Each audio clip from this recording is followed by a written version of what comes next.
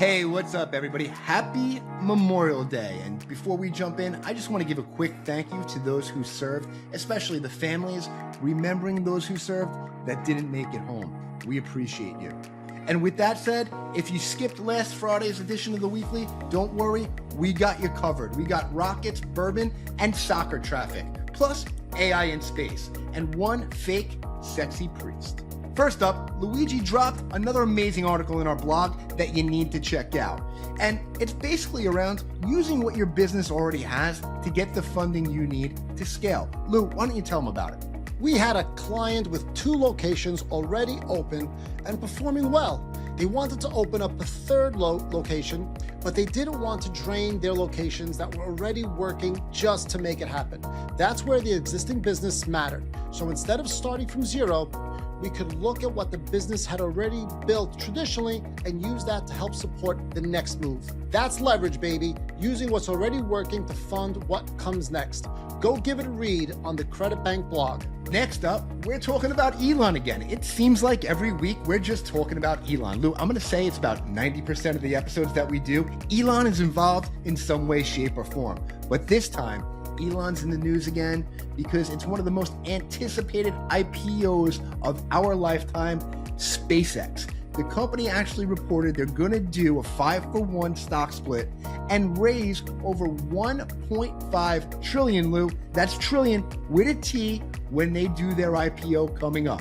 What are your thoughts on this? Looks like retail investors may finally get their shot at the Rocket Casino. Elon is always in the news, but that's because he's got big goals. Those goals include Mars, AI computing in space, and a $7.5 trillion valuation.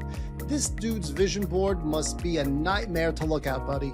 Listen, man, I'm excited. Elon's putting his whole vision together. What he's going to wind up doing is just making SpaceX a holding company go out, and I believe he's going to buy Tesla, wrap everything all in one.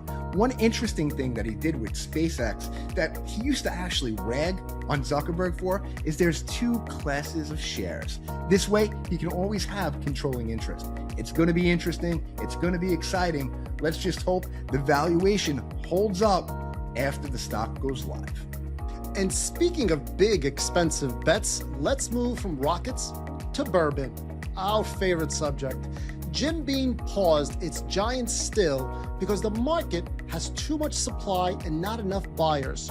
During the pandemic, everyone stocked the home bar like the apocalypse required nicer glassware. Then demand cooled, inflation hit, THC drinks showed up, and now Kentucky has, ready for this? 16.1 million barrels of we may have already overdone it supply. Now, I have a question here. Do you think that goes because the Gen Zers are not really drinking anymore? And I know we stocked up during COVID because bourbon prices were going crazy. I had lines at the liquor store down the block just to get a special bottle of bourbon. But now that trend seems to be over. Matt, I think it's a couple things. It's cash flow projections, right? What you're projecting your future receivables are going to be. And it's like we say all the time, it's meteorology. How do you predict what's going to happen in the future? By looking at the past. So they had such robust years during the pandemic, so they just said, hey, we need more supply.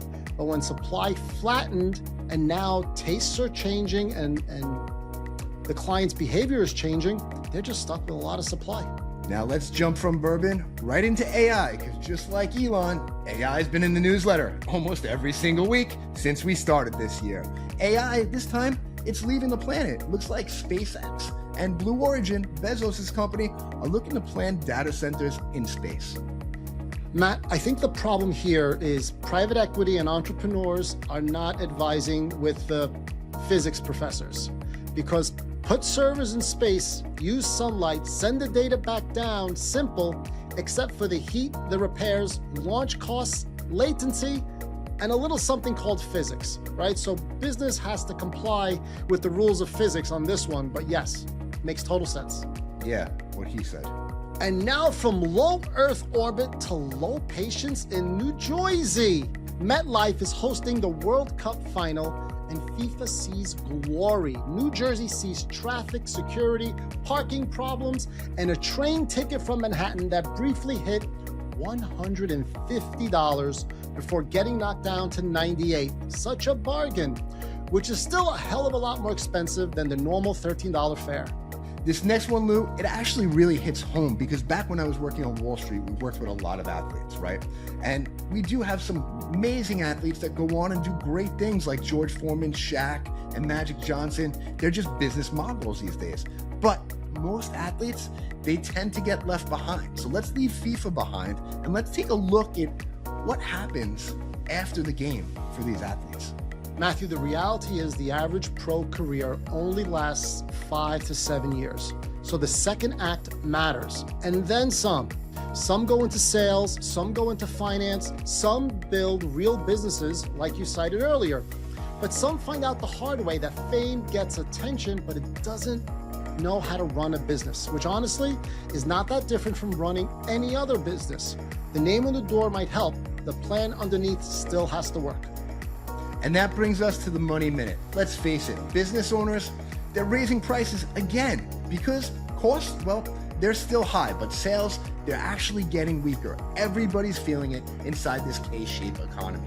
But pricing increases can protect margins on the short term only if demand holds. Just like we said about bourbon, we made more supply because the demand was there, but if you raise your prices and demand falls, you're gonna have a hard quarter or so on your hands. So do me a favor, check out the Money Minute. I put a lot of time into that article.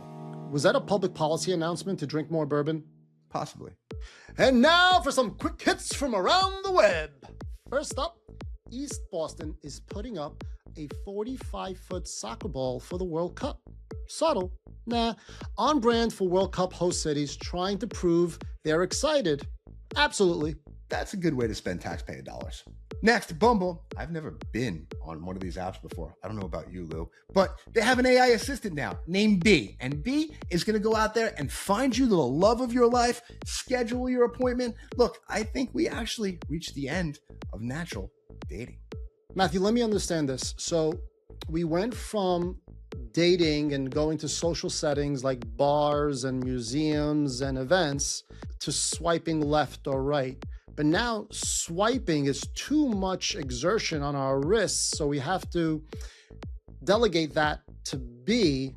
I mean, at some point, do we stop procreating here? I got a question. If we're going to have an AI assistant moving forward, not just in Bumble, but in our lives, do we have to find another significant other for our AI assistant? Do they need a AI boyfriend or girlfriend? You think Bee needs a Bee? Bumble, Bee. And finally, the guy from Rome's famous sexy priest calendar admitted he was never actually a priest. The Roman Catholic Church is saying, thank God. Just a teenager in clerical clothing who accidentally became a Vatican gift shop legend. Honestly, not the strangest career path anymore. And that's the week. Now, subscribe over on YouTube if you like the recaps, but go to our Substack to get the full articles and the full rundown prior to these Mondays. Enjoy the rest of the weekend and remember exactly what Memorial Day actually is. We'll see you next week.